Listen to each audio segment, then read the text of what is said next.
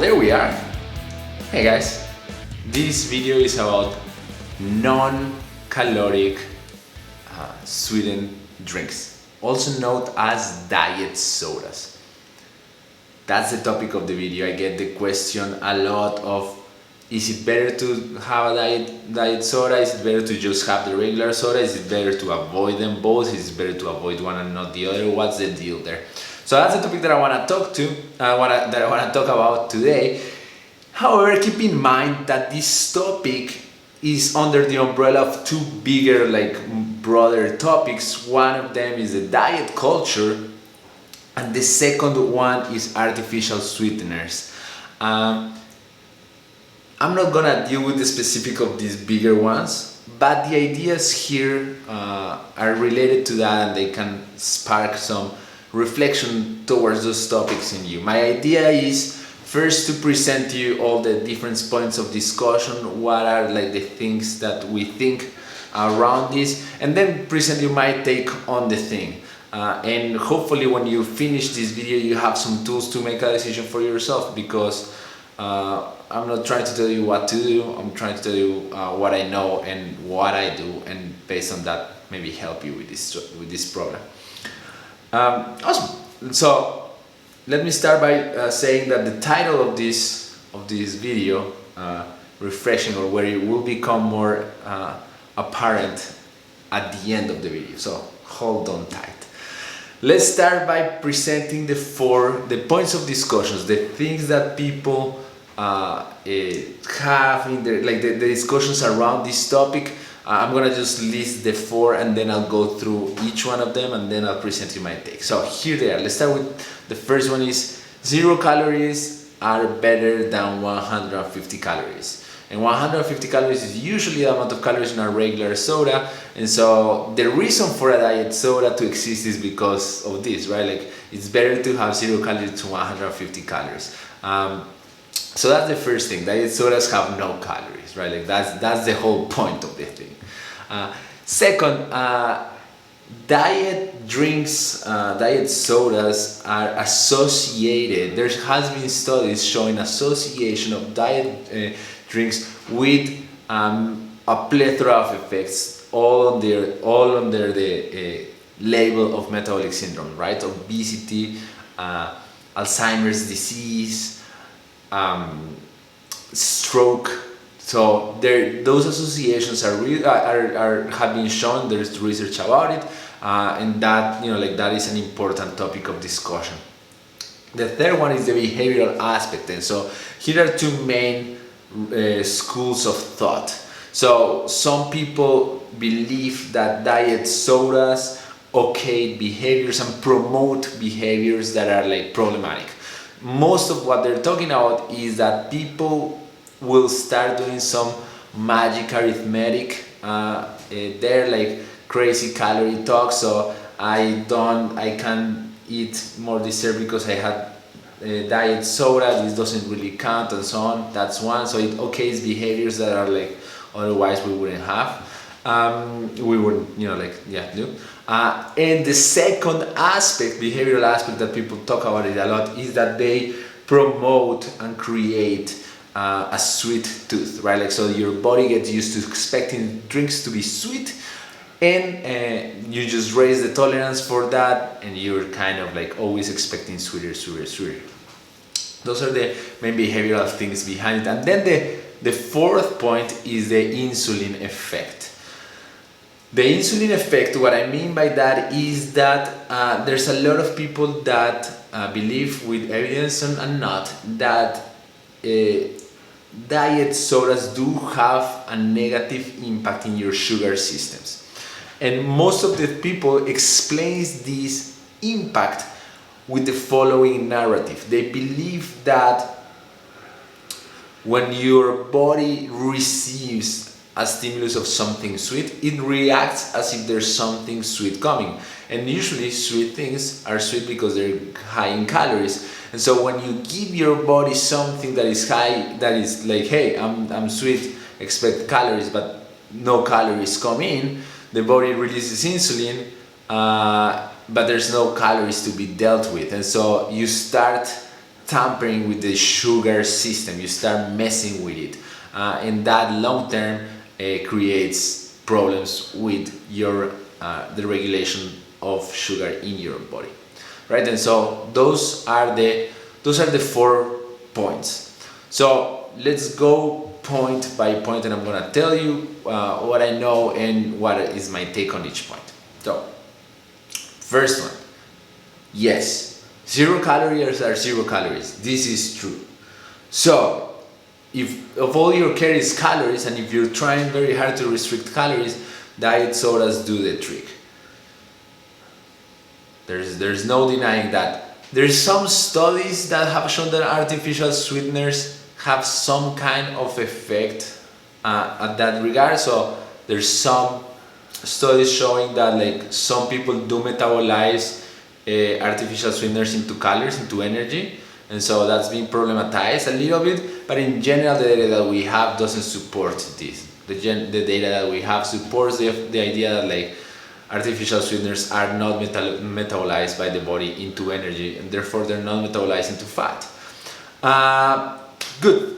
One thing to keep in mind is artificial sweeteners, which is what makes diet drinks, are carbohydrates, and are carbohydrates that are not metabolized by the body. By definition, that's a fiber. All fiber, natural or synthetic, are carbohydrates that your body just simply doesn't digest. Now, and if it's natural, if it occurs naturally, it's that natural fiber, and that's dietary fiber, what you eat in your food. And if it's synthetic fiber, it's like made in the lab. Artificial sweeteners are mostly just synthetic fiber. Now, keep in mind that fiber, even though it's not metabolized as energy or as calories or as fat, it still has a role to play in your gut. That's why diet fiber is good for you, even if it doesn't, if it's not metabolized as caloric, right? It does have a role in your gut. And that brings to the idea that, and this is what I tell people all the time, is that calories are just one aspect of what you're ingesting, right? And so I always tell them, like, if you are gonna choose your spouse and all you look at height, you might end up with an asshole that is 5'7" for the rest of your life. 5'7" was the height that you want, but it's still an asshole, right? And so that's problematic. And so the other example that I give, and it's because that's why I chose this image, is that that of medicine. Pepto-Bismol has no calories, and has no calories is the wrong phrase. It's not metabolized as calories by your body, nor fat, but it has an effect on your body. Which effect? You know which effect. And so just keep that in mind, because just the fact that it doesn't have calories doesn't mean that you should overlook the other possible effects. So that's the first fact. But however, no matter what, 0 calories is true. There are 0 calories there. Good, let's go to the second point. So diet drinks are in fact associated with obesity, dementia, and stroke. Yes, there's studies about that. I'm quoting two on the description below. This is totally true. However, these studies have the problem of all association studies, right? Just because stupid kids repeatedly eat yellow snow doesn't mean that yellow snow makes kids stupid, right? They're associated, but they're not causal. Okay, but however, like you know this, correlation is not causation. But not only that, the association can be very problematic in this case, because you could say like, well, yeah, of course, obese people will be more likely to drink diet soda, because diet soda is marketed as non-caloric. So that association is normal. Is that a problem? No, not necessarily. So, association studies are complicated. On top of that, the studies here are epidemiological. So the formulas, the food intake, the data is is very weak, and so it's not the best data we have. However, the association is real, and the association is very powerful in studies with strokes and Alzheimer's disease. So that's something to take into consideration. I would like to see studies looking at other populations that drink diet soda, populations that have very healthy body weights, no metabolic disease, and their consumptions of soda or diet soda. I would like to see that with other variables compared, right? The control for other variables. That would be interesting. I don't know any of those. Anyhow, so the problem, there's associations, but those studies are like, right? Complicated. Good. The third aspect, the behavioral aspect, is really important. However, the two behaviors that I already listed are there, but the biggest, I think the biggest problem in my opinion, is that diet soda is really the epitome, the representative of the diet culture, which is always sending the message that you should restrict calories, think food, have this guilt relationship with food, and so they sell you this food that is guilt-free, and you're always promoting a culture of stress around food. Not that I'm in the business of how can I eat better, but that is different than how what I'm doing is wrong and I should just control calories, and coming from a negative place, right? Always, instead of a constructive place, and that is really problematic, and that diet soda is the most marketed commercial product of that, right? How to reduce all their problems to calories and make people safe by marketing strategies, right? Make people feel at the same time safe and at the same time guilty by marketing strategies. So it's a complicated thing there, but the behavioral aspect is definitely very important, and it should be taken into account. Now, does that behaviors and so on, that's more complicated, and I think that diet soda is just part of that, but it's part of a bigger thing, right? This is one of those points that is really part of a bigger discussion. Good. And then the fourth one, and this is the most problematic point, is the insulin effect.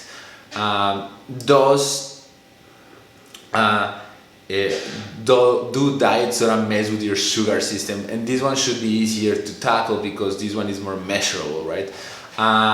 There has been and the story and rationale that I told you makes sense to me, and part of my body wants to be yeah, you should have a relationship with your body, and a relationship is based on trust, so don't mess with your body. But that's not enough. That's a cool story, but it's not enough, right? There has been two recent studies that I'm aware of, that I'm also linking below, that do prove, with the data they have, they're very limited, but with the data they have, that do prove that Splenda does create insulin spikes. So they do have an effect on your sugar system. Just because they don't have calories, it doesn't mean that they do not spike your blood sugar. So if you have blood sugar problems, it's something to look and to be aware of. Now, this is part of a bigger discussion, and there's something that we can never forget, and is that there's a high personal variability in the way our sugar systems work, right? And so we know this by the cell study that put continuous glucose monitors in the bodies of hundreds of people and track them, and we know that cookies and different diets spikes different people different ways. And so for some people sugar really spikes them, and for some people it doesn't, right? And that's something that people don't talk about enough, because it makes the world very complicated, and we hate that. Anyhow, so reading those studies into that frame, it tells us okay, maybe the answer is not absolute, maybe it's diet soda spikes everybody up and messes with sugar systems, but it can on some people. The question is it you? And this question is very easily answered, because measuring your blood sugar is something you can do at home. And so if you are a drinker of these drinks and you're worried about sugar and you want to solve the problem, you have the tools to do it, and be cool with it, right? Like maybe you're one of those that like they don't do nothing, so you can be like, yeah, I hear you, it doesn't do anything to me. Or maybe you're like, oh man, this is really messing me up, right? And so you can solve that problem easily. If you need help how to set it up, a plan for that, just let me know, I'll help you. I'll send you an email with instructions. Good. So those are the four points and my takes on each of them. So now I'm gonna tell you my conclusion, my take on the thing.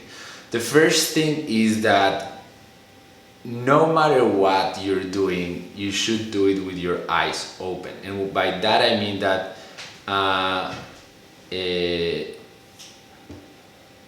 you have to know what you're doing. So first thing, if you're drinking diet soda, there's things that like are independent of you and me. There's no nutritional value there, right? 0 calories, no nutrients. Okay. So what are we trying to get out of it? Like, why do we drink it? Because it's refreshing, because we like the taste, and because there's a stimulant value to it. Most of these drinks have caffeine. Some of them don't, but they still have a stimulant effect in the form of taste, right? So no matter what you think, what you're doing, independent of what it does to us specifically and our story, what we're doing there is we're drinking something that has 0 nutritional value, but has a stimulant effect. And that effect, depending on how much caffeine can have or not, is more or less. Okay, so now, taking that into account, you can be drinking these drinks for sanity or for stimulation. And why I say that, and for many other reasons, but like maybe you love them, and you know, like is what keeps you like having fun, and you love them, and so yeah, for you is sanity, and you understand the effects, and all you need to be aware of is this can have more effects than you think. Just check if those, like I already told you how to check if those effects are there for you or not, or just be aware of them, right? And that is important. No problem. The other aspect, the stimulation aspect, if you're using this as a stimulant, one of the things that I would consider is something that I tell my athletes all the time. I prefer that my athletes, my high-level athletes, the ones that compete, don't consume caffeine. Why? Because if they consume caffeine regularly, they become used to it, and then it's not a stimulant anymore. They become dependent of it. It becomes a minus. They don't have caffeine, they're like, I cannot even think. They have headaches and so on. And so instead of making them stronger, I just made them weaker, right? And now they're depending on, like, you take that away from them, they don't know what to do. Where with my athletes that don't consume caffeine regularly, on race day I gave them caffeine and they're like, poof, there's a stimulant there. We have a superpower, we have a plus. And so if you're using it as a stimulant, but you're using that regularly, it stops being a stimulant. It becomes a crutch. It becomes something that you cannot live without. Like, think about like cigarettes. If you were a smoker and you knew somebody that was a smoker, I was also a heavy smoker, and I felt the need, like I need to smoke to calm myself down. And that was something that I told myself, but it wasn't the truth. I wasn't calm because I didn't know, because I wasn't smoking. It's not like smoking was making me not calm, not the other way, but we tell us the story the opposite. We change the direction, right? And so if you're using these drinks as a stimulant, be it as a caffeine stimulant or as a sweet stimulant, as a taste stimulant, be aware of that. Because if you're making yourself dependent, that's fine, as long as you know that you're doing it. Like it doesn't matter what you're doing, as long as you know why and that you're doing it, and as long as it's a conscious decision. And sometimes that decision will be hard because you have created a habit, and so you will rationalize anything. So you need to know that, and you need to observe that, and see what purpose is that thing serving in your life, right? But apart from that, then the decision is yours, right? And so if you ask me, isolated occurrences, I don't care.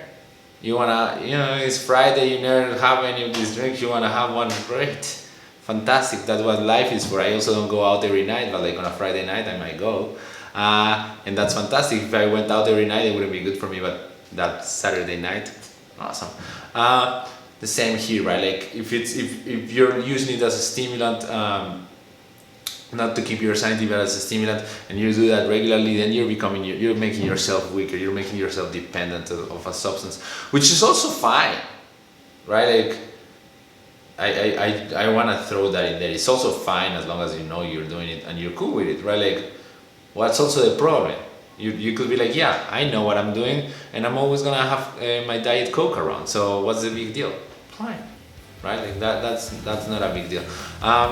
Anyhow, so that is my spiel about diet sodas. Sorry about that. I am a drinker of sparkling water. I love it. Once you get used to it, it's very easy to just stay with it. I also love a good glass of Coke. I will not lie to you. But anyhow, I hope this video was useful to you and you learned something. And let me know. Woo-hoo!